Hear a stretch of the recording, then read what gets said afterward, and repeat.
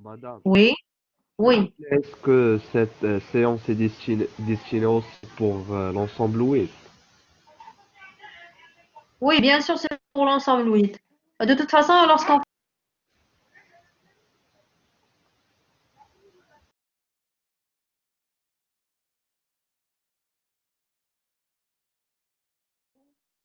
excusez-moi, je pense qu'il y avait le son qui s'est coupé. Donc, lorsqu'on fait une séance, c'est pour tous les ensembles. L'ensemble 5, 6 et 8. D'accord?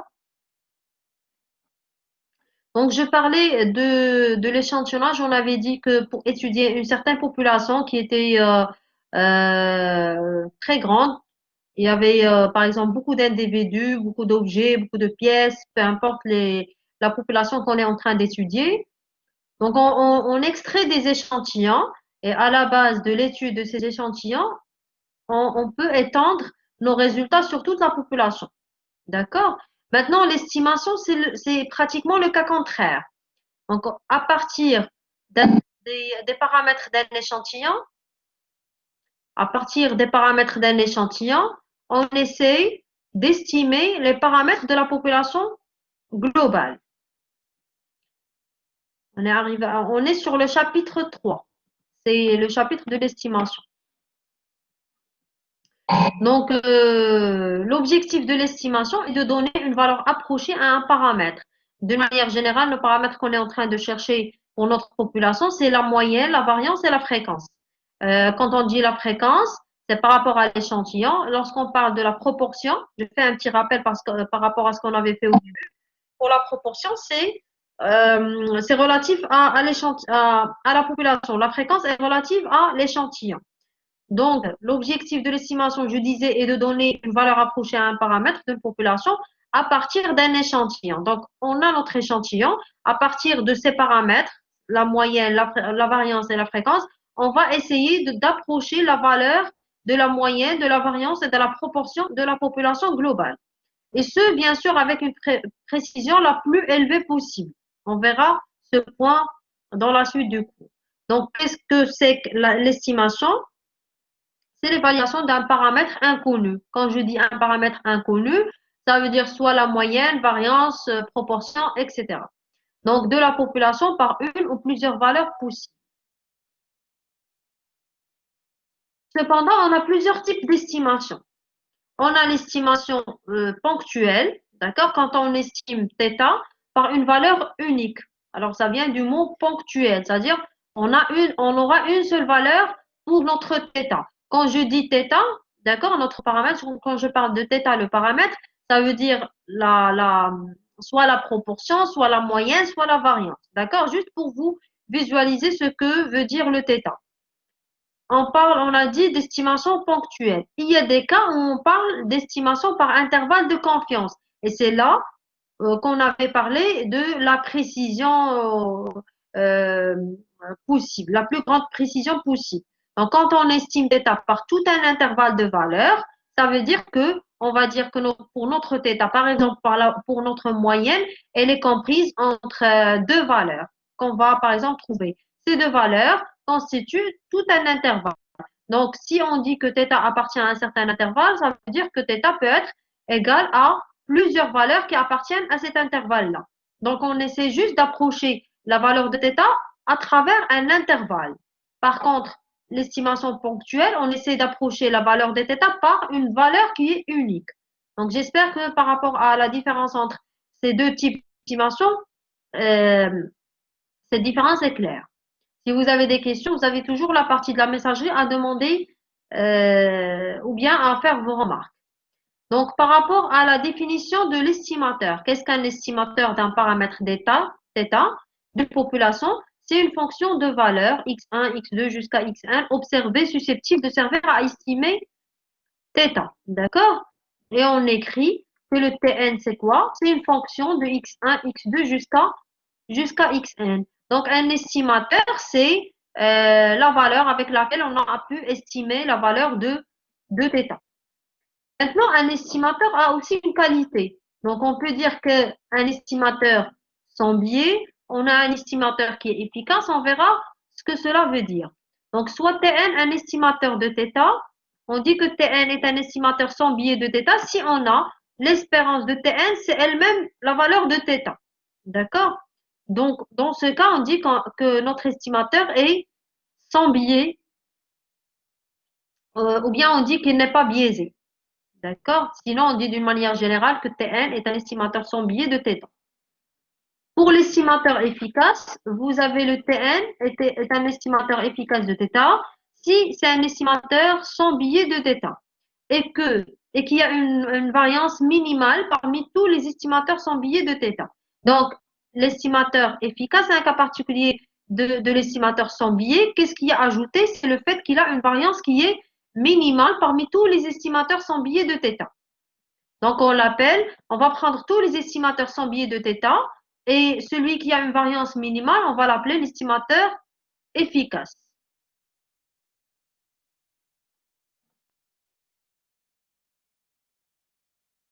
Maintenant, on va voir à chaque fois comment on avait fait pour la partie de l'échantillonnage.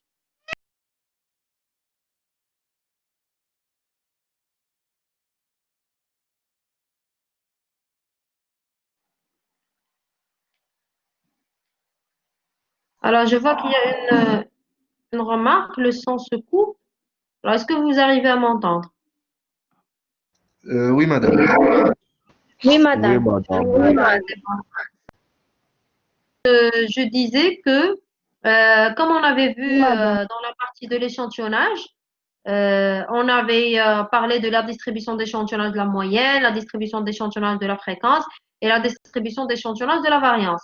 Maintenant, même pour ce chapitre-là, on va traiter l'estimation de la moyenne d'une population, c'est-à-dire comment on va faire pour estimer la moyenne d'une population globale. Je pense que c'est clair pour vous. On a un échantillon, on connaît ses paramètres. D'accord? Je parle d'une manière générale. On a sa fréquence, on a sa variance et on a sa moyenne. On va essayer de voir quelle est la valeur approchée pour le paramètre de la population globale.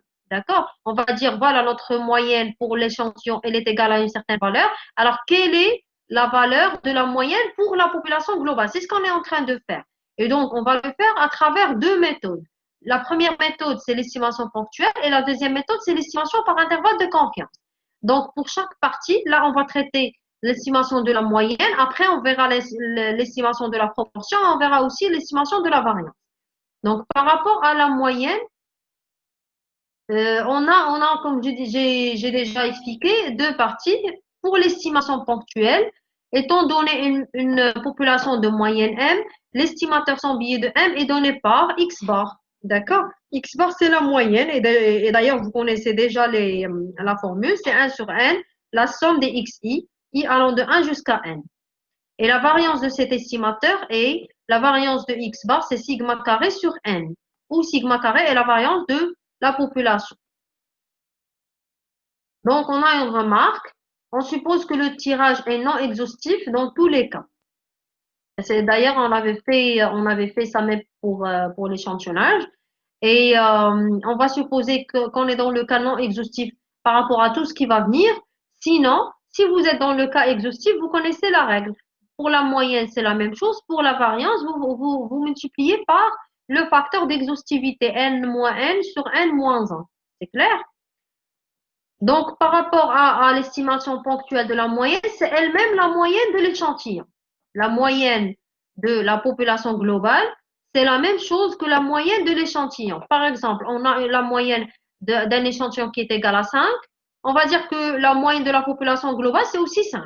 Donc, il n'y a rien qui change par rapport à l'estimation ponctuelle. Maintenant, on va passer à l'estimation par intervalle de confiance. Et là, on va traiter des cas. Et donc, si vous êtes devant un exercice, il faudra vous localiser par rapport au cas sur lequel vous faites votre étude.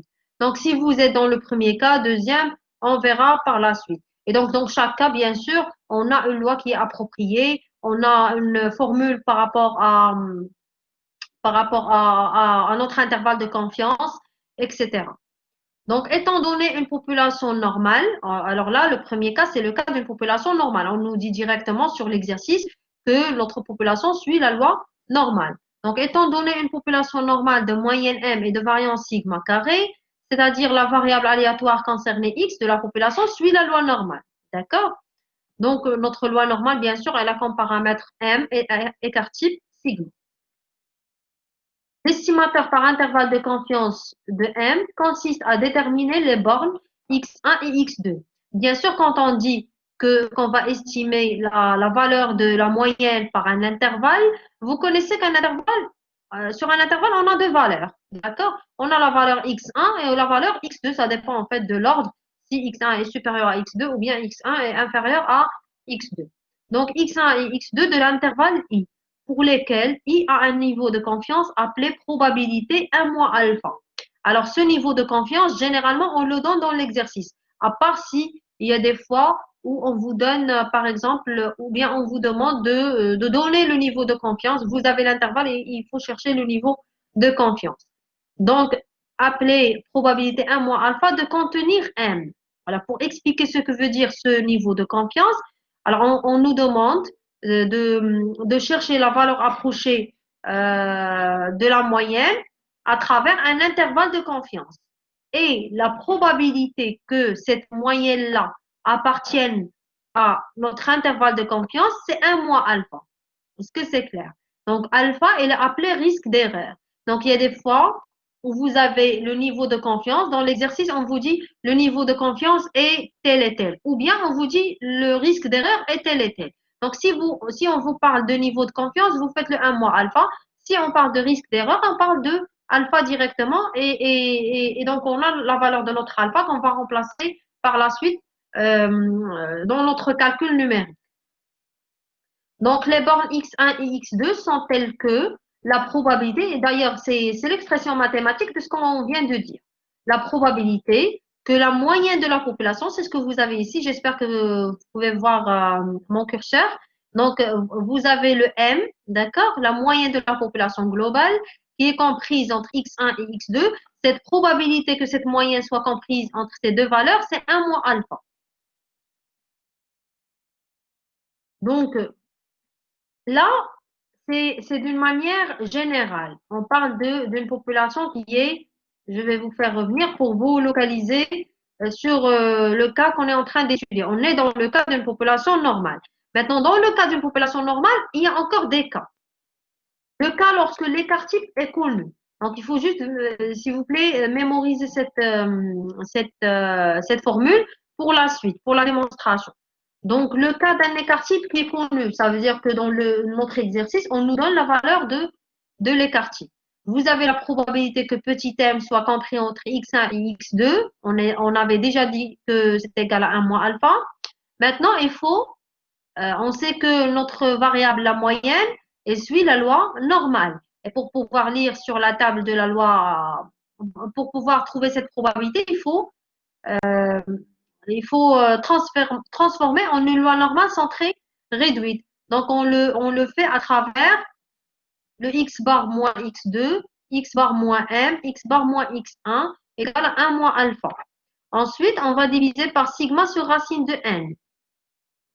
Donc, ça va nous faire un x bar moins x2 sur sigma sur racine de n, x bar moins m sur sigma sur racine de n, et ainsi de suite. Ce qu'on a fait au milieu, on va le faire de même pour les deux côtés. Là, vous remarquez que le t que vous avez ici, c'est la même chose que ce que vous avez au milieu dans cette partie-là, sauf que on a nominé cette variable, on l'a nommée grand T, d'accord? Donc, là, j'imagine que vous pouvez deviner, madame, pourquoi on a inversé x1 et x2. 1 moins alpha est la probabilité. D'accord? Le alpha, pour monsieur Ilyes, le alpha, c'est le risque d'erreur. D'accord? Alors, pourquoi on a inversé le x1? Je vais voir. Eh bien, parce qu'on a fait rentrer un mois. Monsieur Mehdi, on a fait rentrer un mois, si vous remarquez. Alors là, on a le mois et là, on a le mois. Si vous faites un moins m dans cette partie-là, automatiquement, il faut avoir moins x2 et là, il faut avoir moins x1. C'est clair? Après, on a fait le x bar moins x2, x bar moins m et x bar moins x1. C'est bon? Voilà, car le moins, exactement. Donc, on a dit que là, vous pouvez imaginer dans cette partie-là déjà. Madame, l'écran est noir, on voit rien.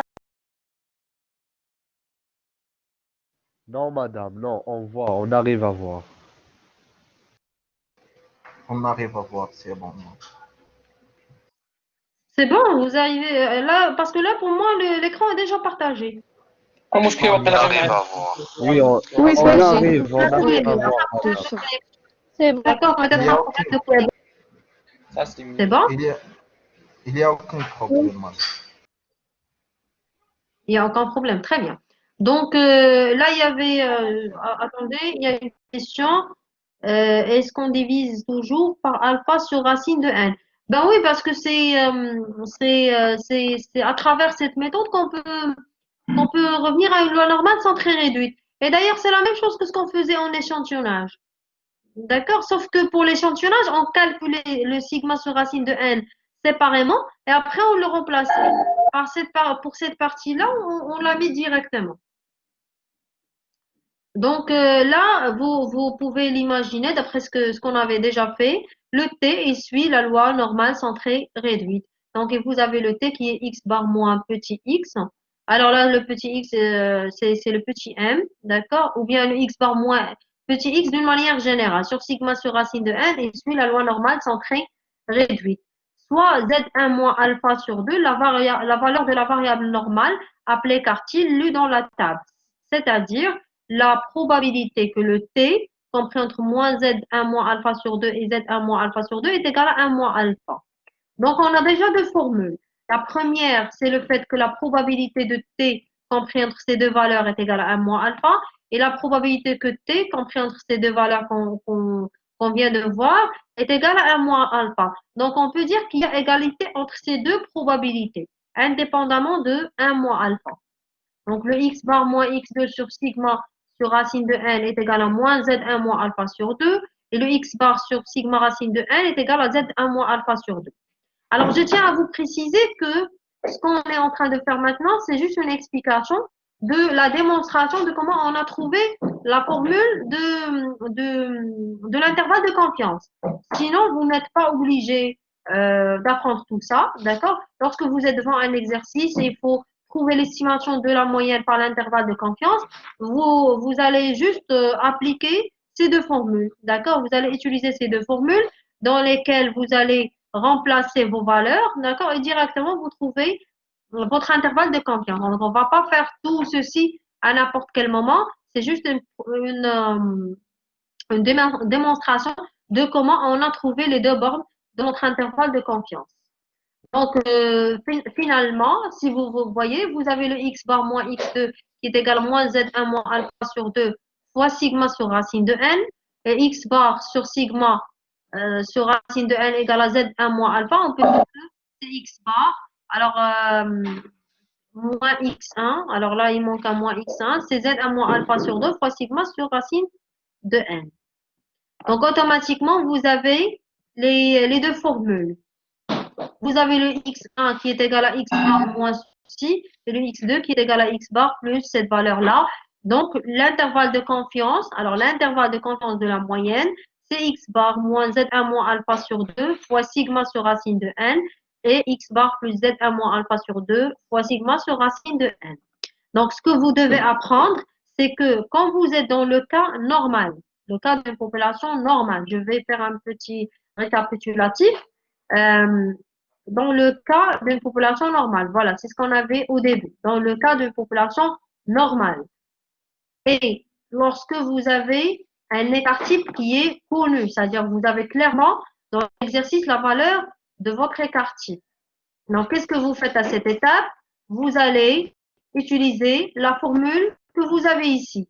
Alors, pas la peine de trop vous casser la tête avec les choses qu'on vient de voir, c'est juste la démonstration. Sinon, directement, vous allez utiliser ceci, mais bien sûr dans la condition d'avoir une population normale avec un écart type qui est connu. Donc, je vais voir s'il y a des questions. Oui, exact. Voilà, après vient le cas d'un écart type qui est inconnu. Supposons, on est dans notre exercice, on a notre moyenne, mais on n'a pas la valeur de notre écart type. Alors, par rapport à ceci, on va voir premièrement la taille de l'échantillon. Si la taille de notre échantillon N est inférieure à 30, d'accord, c'est notre premier cas. Donc, dans le cas où la variance est inconnue, on utilise la quasi-variance comme estimation de la variance.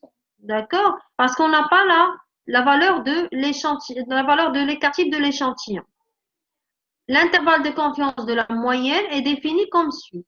Alors là, on va passer à une autre démonstration pour retrouver au final la valeur de l'intervalle de confiance. Donc, la probabilité que M soit compris entre X1 et X2, comme on avait dit au début, c'est M moins alpha. On va faire le même passage que tout à l'heure. Ça veut dire X bar moins X2, X bar moins petit m et X bar moins X1. Bien. Ensuite, puisqu'on n'a pas la valeur de notre écart type, on ne peut pas diviser par l'écart type, mais on appelle ceci, on l'a déjà vu, la variance corrigée. D'accord? Donc, c'est ou bien l'écart type corrigé. C'est le S chapeau sur racine de n, S chapeau sur racine de n, et là, on divise encore par S chapeau sur racine de n. Tout ceci est égal à 1 moins alpha. Et là, vous avez la formule de S chapeau, c'est quoi? C'est la racine. Alors là, c'est l'écart type corrigé, s'il vous plaît. C'est pas la variance. C'est l'écart type corrigé. Alors là, c'est la racine de n sur n moins 1 fois la variance de x. Vous l'avez déjà, il faut que la calculer. Alors, comme x1, il suit la loi normale de paramètres m et sigma est inconnu, alors votre variable que vous avez ici, le t, d'accord, la variable que vous avez ici à l'intérieur, on va l'appeler grand T, suit la loi de Student, d'accord? Elle suit la loi de Student avec n-1 degré de liberté. Donc, au niveau des exercices, on va voir ça et je vais même vous montrer comment on fait la lecture sur la table de Student.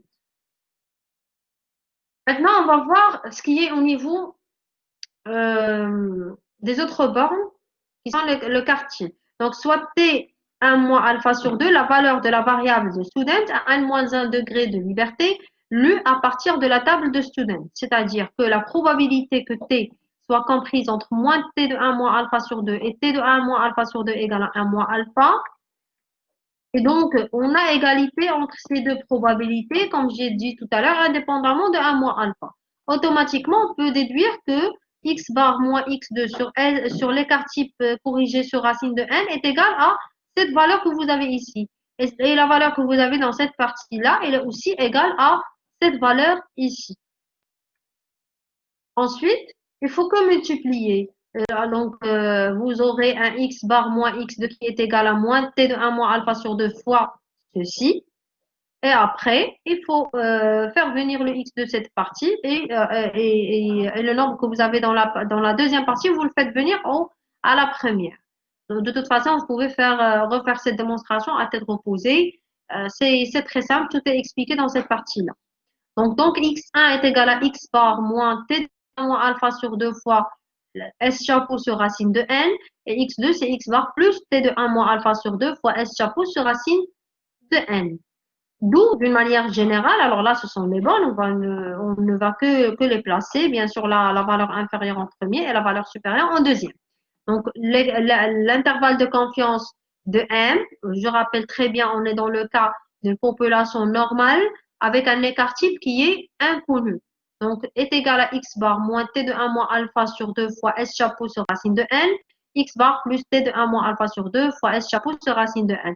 Je sais que, alors pour cette formule, ça peut apparaître un petit peu ambigu, mais au niveau des exercices, vous allez voir, tout est calculable, tout est trouvable sur les tables statistiques, et donc ça vous rend facile la tâche. Il faut juste vous localiser par rapport à l'exercice, vous êtes dans quel cas? Est-ce qu'on est dans le cas d'une population normale avec un écart type qui est connu? Est-ce qu'on est dans le cas d'une population normale avec un écart type qui est inconnu? Si on est dans le premier cas, c'est-à-dire population normale et quartier pollué, on a la loi normale centrée réduite. Si on est dans le cas d'une population normale avec un écart type qui est inconnu, on est dans le cas d'une loi de student. C'est clair? Donc, c'est l'essentiel. Maintenant, le cas d'une population de loi quelconque. Alors, on est passé de la population normale. Maintenant, on nous a pas parlé de la loi de notre population. Donc, c'est une loi quelconque et la taille de l'échantillon est supérieure à 30. Donc, dans ce cas, alors on va répéter la même procédure. D'ailleurs, maintenant, je pense que c'est clair pour vous. Vous pouvez le faire même tout seul.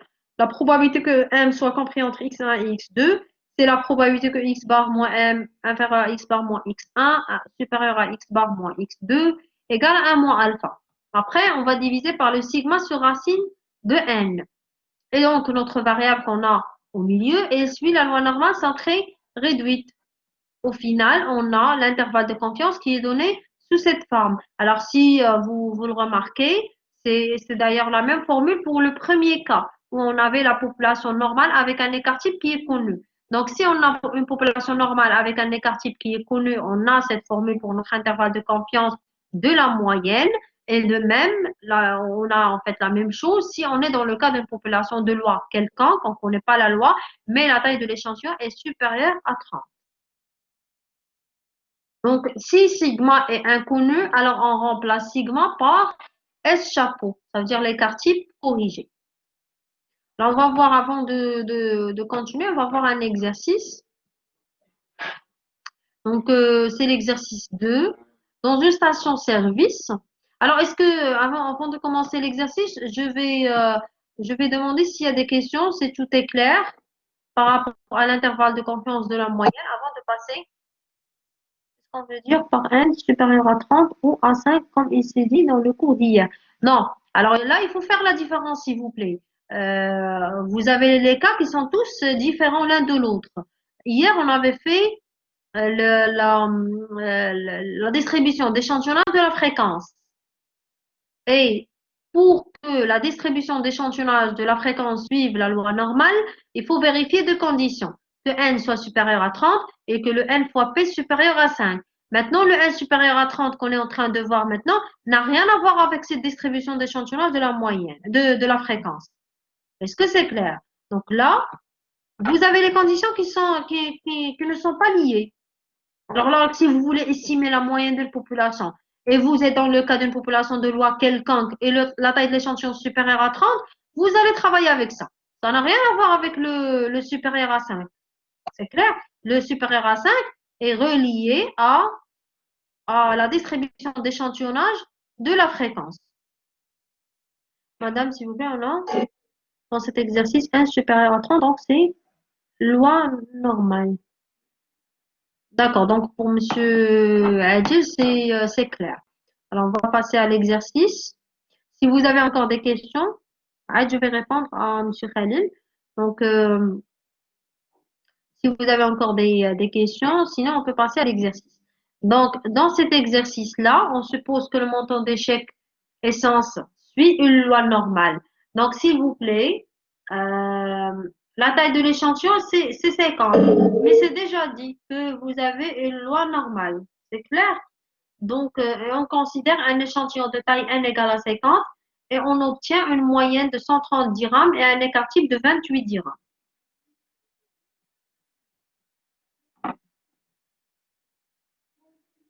Très bien. Donc, je pense que par rapport à M. Khalil, j'ai répondu à la question. C'est clair? Très bien. Donc, on disait que dans une station-service, on suppose que le montant d'échec, donc quelle est la population qu'on est en train d'étudier? C'est le montant d'échec d'essence. Alors, ce montant, il suit la loi normale de paramètre M et d'écart type sigma. Maintenant, on considère un échantillon. Supposons qu'on a, je vais dire n'importe quoi, qu'on a par exemple 10 000 chèques. Alors, on ne peut pas, bien sûr, aller étudier à chaque fois, dans chaque chèque, qu'est-ce qu'il y a comme valeur, etc. Donc, ce qu'on va faire, on va prendre un échantillon de 50 chèques. Est-ce que c'est clair? On obtient par rapport à ceci une moyenne de 130 dirhams et un écart type de 28 dirhams. Donc, on va, à partir de ces deux paramètres, le 130 dirhams qui est la moyenne de l'échantillon et l'écart type qui est 28 dirhams, on va essayer d'estimer les paramètres de la population globale, la paramètre de tous les chèques qu'on a dans cette station de service. Ça veut dire, quand je dis paramètre, ça veut dire quelle est la moyenne et l'écart type. Alors, dans notre cas, on nous a demandé que l'estimation de la moyenne. Alors, donner une estimation de M, qui est la moyenne, par intervalle de confiance au niveau de 95%. Au niveau de confiance, pardon. Donc, là, on a le niveau de confiance qui est 95%. Ça veut dire le 1 moins alpha, c'est 95%. C'est clair? Donc, le alpha est égal à quoi? Si vous pouvez me répondre. Le alpha est égal à quelle valeur? 1 moins alpha, c'est 95. 0,95. Maintenant, le alpha, c'est combien? 0,95. Non, le 1 moins alpha, c'est 0,95. Donc, le alpha, c'est 0,05, ce qui reste de 1. Vous avez compris? Ah oui, clair? madame. C'est bon? On va passer à la correction. 0,05. Très bien, monsieur. Donc, dans le cas d'une population normale, les limites de l'intervalle de confiance de 95% sont données par la formule. D'accord? C'est ce que je vous ai dit tout à l'heure. Il faut juste vous localiser par rapport au cas que vous êtes en train d'étudier. Sinon, vous avez toutes les formules qui sont disponibles. Donc, l'intervalle de confiance de la moyenne est égal à x bar moins z. Si vous vous rappelez bien, je vais revenir au cours. Là, alors voilà, vous l'avez ici, puisque c'est le même cas. Alors, z de 1 moins alpha sur 2. C'est clair? Donc, pour notre cas, le alpha, on vient d'en parler, c'est 0,05. Donc, 1 moins 0,05 divisé par 2 fois sigma sur racine de n. Et vous notez que ce sigma, c'est l'écart type de l'échantillon. Le x bar que vous avez ici, c'est la moyenne de l'échantillon. Donc, et là, vous avez le x bar plus z de 1 moins 0,05 sur 2 fois sigma sur racine de n. Maintenant, la lecture de la table normale centrée réduite donne cette valeur-là. Je vais vous montrer comment on va trouver cette valeur. On va aux tables statistiques. Comme ça, je vais voir s'il y a une... Bien. Alors là, on a la table statistique de la loi normale centrée réduite. On voudrait chercher la valeur de z. D'accord? On a z de 1 moins 0,05 sur 2. La toute première des choses qu'il faut faire, c'est calculer ce 1 moins 0,05 sur 2. Alors moi, quand je l'ai calculé, j'ai trouvé un 0,9750. Je vais à la table statistique et je vais chercher cette valeur. Je vais la chercher. C'est pratiquement le contraire de ce qu'on faisait par rapport à l'échantillonnage. L'échantillonnage, on prenait cette colonne avec cette ligne-là, on essayait de voir leur intersection pour trouver une valeur. Maintenant, on va chercher à l'intérieur de la table. Chercher 0,975.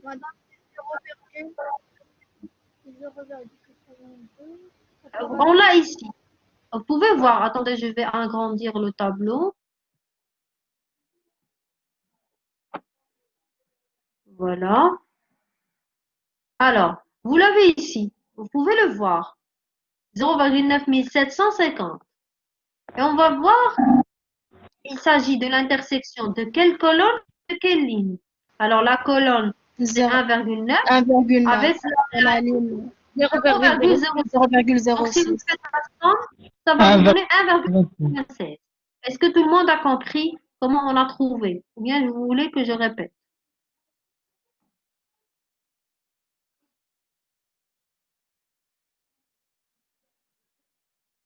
Oui. Très bien.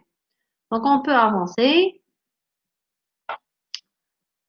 Alors, 0,975, ça nous a donné 1,85. Donc, à la place de 96. Donc, à la place de ce Z qu'on a ici, on va le remplacer par 1,96. Qu'est-ce qu'il nous reste? Il nous reste le X bar, le sigma et la racine de n. Le X bar, il est égal à combien par rapport à l'exercice? Le X bar, moi j'ai dit que le X bar, c'est la taille, c'est la moyenne de l'échantillon. Voilà, vous l'avez la phrase. On considère un échantillon de taille n égale 50 et on 130. 130. Et le quartier, c'est 28. Très bien. Donc, le X bar, on va le remplacer par 130. Il nous reste le sigma. Le sigma, on va le remplacer par 28. D'accord? Les Et on va quartiers. diviser par la racine de La racine de 50. 50. Très bien. De même, l'estimation ponctuelle et sans biais de l'écart type est sigma. Alors, attendez. Là, pardon. Apparemment,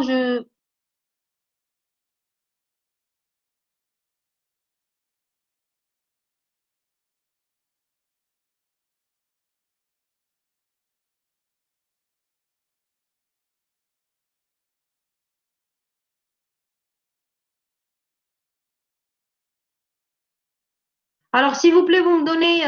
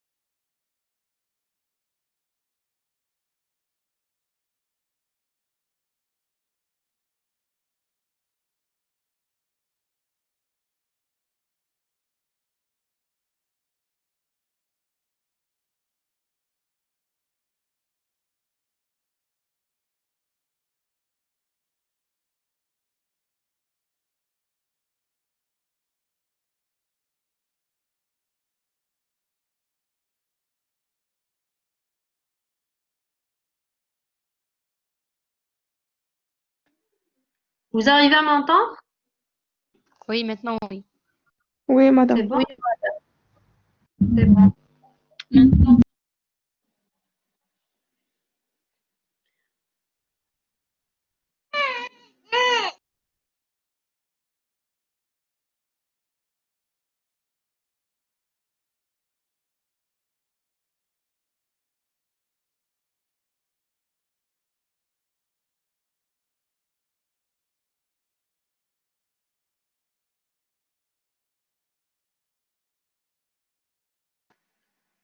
Donc, dans notre cas, on a l'écart type qui est inconnu parce que quand on parle de l'écart type connu ou bien inconnu, il faut préciser qu'on parle de l'écart type de la population globale.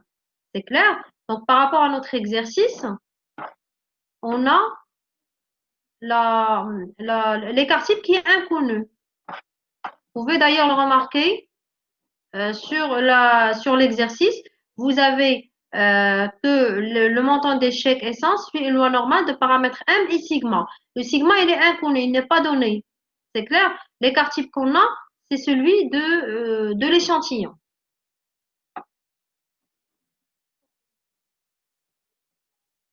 Je vois pas qu'il y a une réactivité.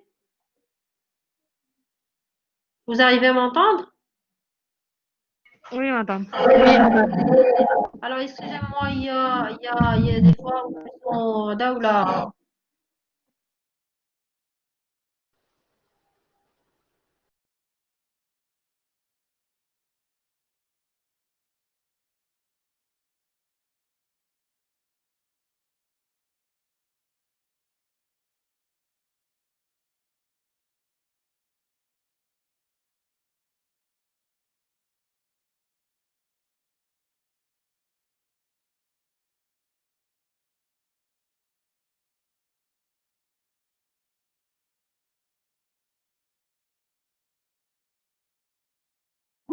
Donc, je parlais du fait que par rapport à l'écart type, on parle d'un écart type qui est connu ou bien inconnu, l'écart type de la population globale. C'est clair? Donc, dans cette partie-là, l'estimation de notre écart type, alors l'écart type qu'on a dans cette partie-là, il faut le calculer. Mais lorsque vous parlez de la variance que vous avez ici, c'est la variance de l'échantillon. Alors, si vous calculez la racine de n sur n moins 1 fois la variance de x, ça veut dire que vous avez 50 sur 50 moins 1, qui est 49. Donc, fois la variance de x. Alors là, on a la taille de l'échantillon qui est égale.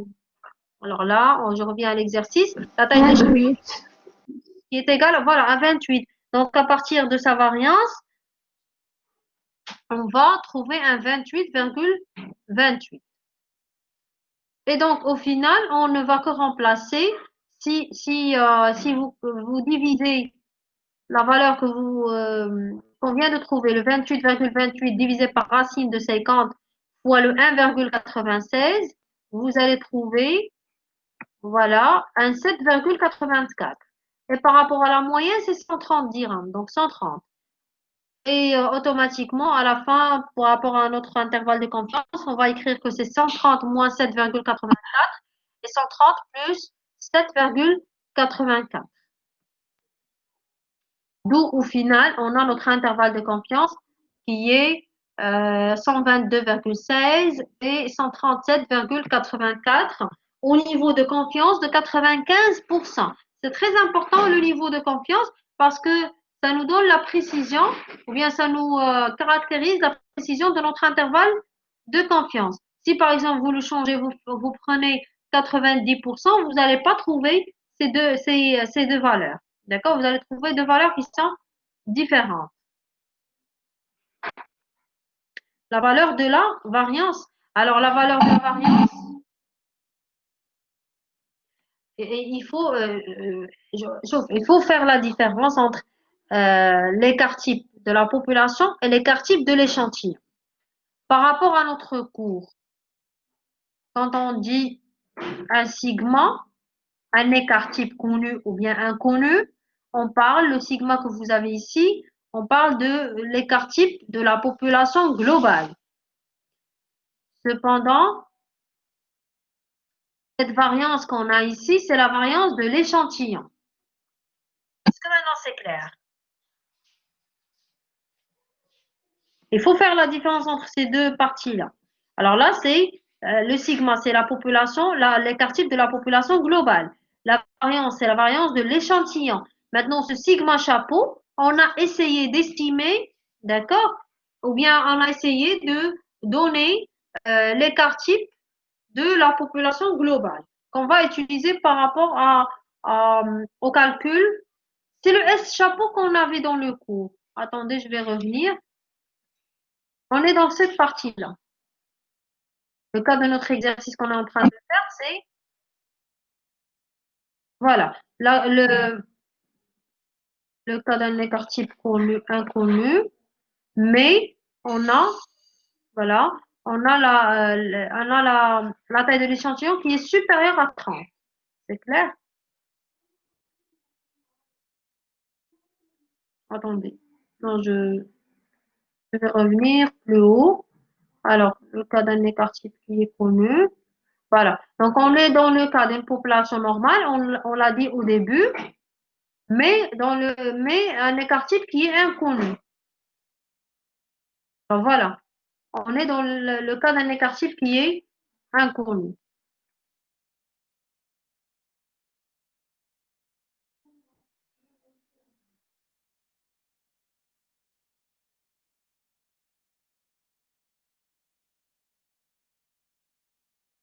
Alors, si sigma est inconnu, vous l'avez d'ailleurs dans la remarque, on remplace sigma par S chapeau. Le S chapeau, vous l'avez d'ailleurs sur... Non, c'est pas... Vous l'avez dans la partie en haut. C'est la racine de n sur n moins 1 fois la variance de x. Je pense que c'est clair. par rapport à ceci. Je voudrais savoir, est-ce que la façon dont nous lisons la table statistique est la même pour toutes les lois? Non, c'est pas la même chose. Non, c'est pas la même chose. Parce que pour la loi de student, pour la loi de qui 2, la loi qui 2, il y a des degrés de liberté qu'il faut chercher, qu'il faudra voir aussi. C'est clair? Donc, c'est pas la même, c'est pas la même chose.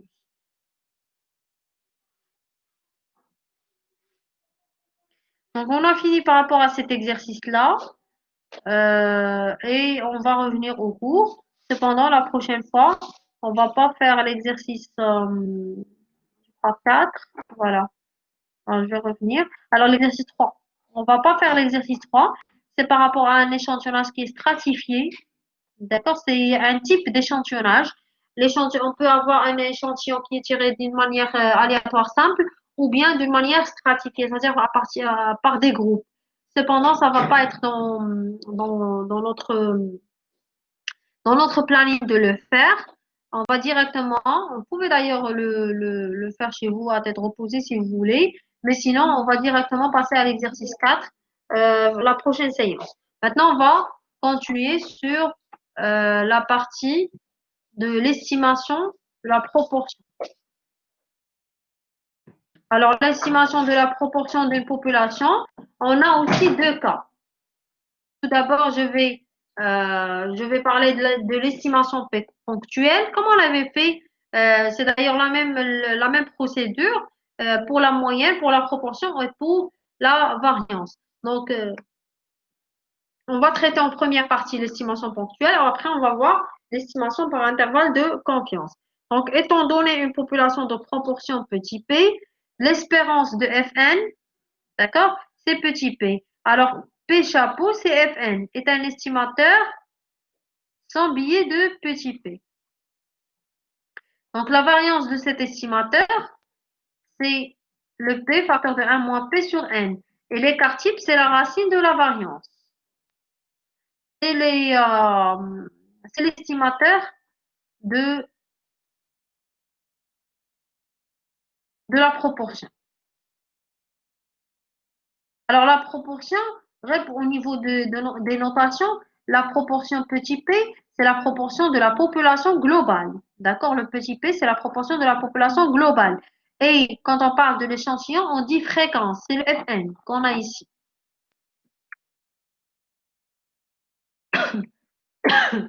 Excusez-moi. Donc, pour l'estimation par intervalle de confiance. L'estimation par intervalle de confiance d'une proportion petit p consiste à déterminer les bornes x1 et x2 d'un intervalle i qui a un niveau de confiance appelé probabilité 1 moins alpha de contenir p. C'est la même base de ce qu'on avait vu par rapport à la moyenne. Il y a que les cas et les formules qui vont changer. Donc, les bornes x1 et x2 sont telles que la probabilité que la proportion de la population globale soit comprise entre x1 et x2 est égale à 1 moins alpha. Si n est supérieur à 30 et n fois Fn est supérieur ou égal à 5. Le Fn, c'est quoi? C'est la fréquence de l'échantillon. Si on a ces deux conditions qui sont vérifiées, alors l'intervalle de confiance de la proportion est donné par cette formule. Le Fn c'est la fréquence de l'échantillon, moins le Z de 1 moins alpha, c'est d'ailleurs la même chose que ce qu'on avait vu tout à l'heure, fois la racine de Fn facteur de 1 moins Fn sur n, d'accord? Et là, c'est la même formule, sauf que au lieu du moins, on aura un plus. Z de 1 moins alpha sur 2, c'est la valeur de la variable normale centrée réduite appelée quartile, élue dans la table de la loi normale centrée réduite. Donc, il faut juste vérifier ces deux conditions. Que le n de la taille de l'échantillon, c'est-à-dire la taille de l'échantillon, soit supérieur à 30 et que le n fois Fn soit supérieur à 5. Donc, automatiquement, si on a ces deux conditions qui sont vérifiées, la formule de notre intervalle de confiance, bien sûr avec un niveau de confiance de 1 moins alpha, est donnée par cette formule-là. Alors, est-ce que c'est clair? Est-ce que vous avez des questions?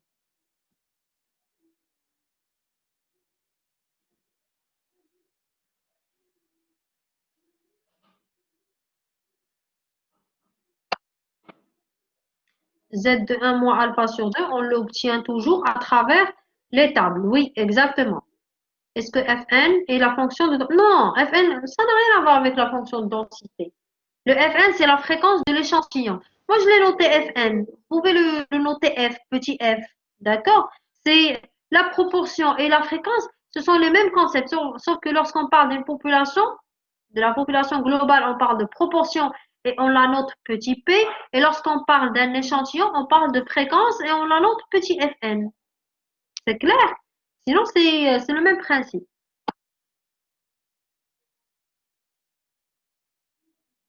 Est-ce qu'il y a encore des questions? Je n'ai pas bien compris cette formule. Alors, la formule, oui. Alors, pour la formule, vous avez, si, bien sûr, il faut tout d'abord vérifier ces deux conditions. À cette étape-là, vous avez l'intervalle de confiance de la proportion. Vous voulez estimer la proportion de la population globale. Donc, c'est égal à cet intervalle-là. Dans cet intervalle, le Fn, c'est la fréquence de l'échantillon. Et d'ailleurs, de toute manière, vous allez le trouver directement pour l'exercice. On vous dit que la fréquence de l'échantillon, par exemple, est donné par la valeur telle ou bien il faut le tirer. Le z de 1 moins alpha, on va faire de même comme on avait, de même que tout à l'heure. Le z de 1 moins alpha, comme on avait fait pour les tables statistiques. Vous vous rappelez, quand on voulait chercher pour quelle valeur on aurait le 0,9750. On avait dit que c'est le 1,9 combiné avec le 0,06, ça nous fait un 0,96. Donc, c'est le même Z1 moins alpha. C'est la même méthode pour trouver cette valeur. Après, la racine de Fn, c'est le même Fn avec lequel on a travaillé dans cette partie-là. Le Fn, facteur de 1 moins Fn, divisé par la taille de l'échantillon. Bien sûr, tout ça en racine carrée. Est-ce que vous avez la même formule que vous avez ici? Vous allez l'appliquer dans cette partie-là, sauf que là, vous avez un moins et là, vous avez un plus. C'est bon? Est-ce que c'est clair? Donc, je pense qu'on va arrêter là. Et on va continuer le vendredi, Inch'Allah. Après avoir obtenu l'intervalle, on fait quoi? Eh bien, c'est bon, on a estimé le paramètre qu'on voulait avoir. D'accord, on fait rien. Qu'est-ce qu'on voulait chercher au début? Essayer d'estimer la valeur du paramètre qu'on est en train de chercher à travers un intervalle. D'accord? Ça veut dire que notre proportion, par exemple, elle est comprise entre ces deux valeurs. C'est bien. Donc, je vais arrêter l'enregistrement. Vous allez trouver